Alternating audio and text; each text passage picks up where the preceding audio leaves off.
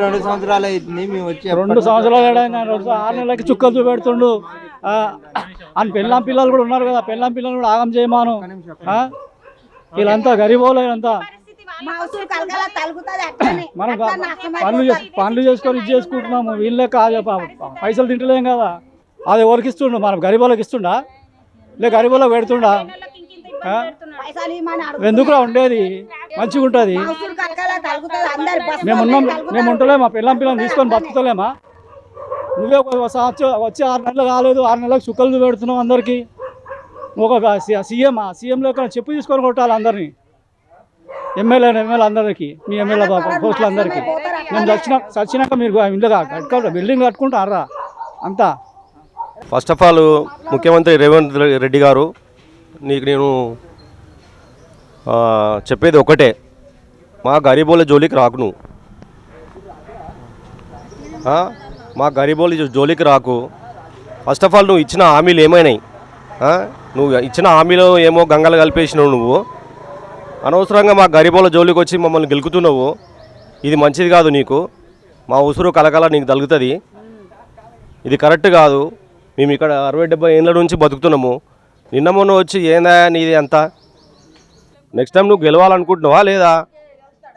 మమ్మల్ని మంచిగా చూసుకో, మంచిగా ఉండు. మమ్మల్ని ఎట్లా బతుకుతున్నామో అట్లా బతకనియ్యి. అంతేగాని అనవసరంగా మా గరీబోళ్ళ ఇంట్లోకి వచ్చి హైడ్రా బోయిడ్రా ఏంది హైడ్రా? ఎవరు తెచ్చిండి హైడ్రా? ఏ గవర్నమెంట్ అయినా ఇంతవరకు తీసుకొచ్చిందా? ఎవరన్నా గరీబోళ్ళ జోలికి వచ్చినారా?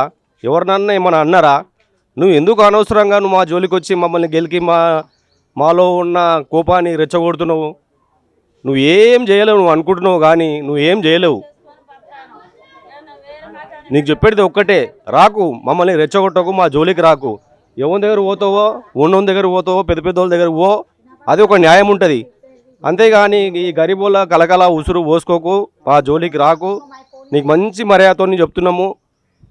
మమ్మల్ని ఈ బతుకులు బతుకుతున్నాము, మమ్మల్ని అట్లనే బతకని. మేమేం నిన్నేమో కోట్లు కావాలా, ఆస్తులు కావాలా, పాస్తులు కావాలని అంటలేము. నువ్వు ఇచ్చిన హామీలను చూసుకో, వాటిని నెరవేర్చుకో, వాటి నుంచి నువ్వు మంచిగా ఉండు.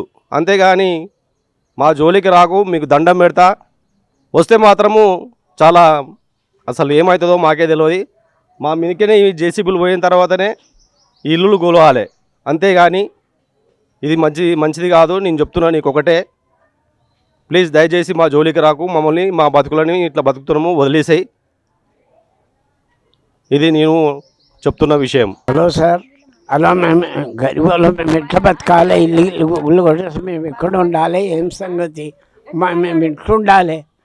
మేము గరీబులో ఇంత కష్టపడుతున్నాం కానీ ఎక్కడ ఉన్నది ఏం పత మాకు ఇష్టమే లేదు. ఇట్లా చేస్తే బాగుంటుందా సార్? మేము రోడ్ల మీద బతకాలనా ఇక?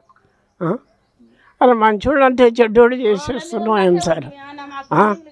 రోడ్డులో పట్టుకుంటే ఎట్లా సార్? మేము ఇట్లా ఉండాలి? గరీబులు ఎట్లా బతకాలి? ఎక్కడ పోవాలి? మీరు ఇట్లా చేస్తే ఎట్లా సార్? మీరు చెప్పండి సార్ ఇంకా.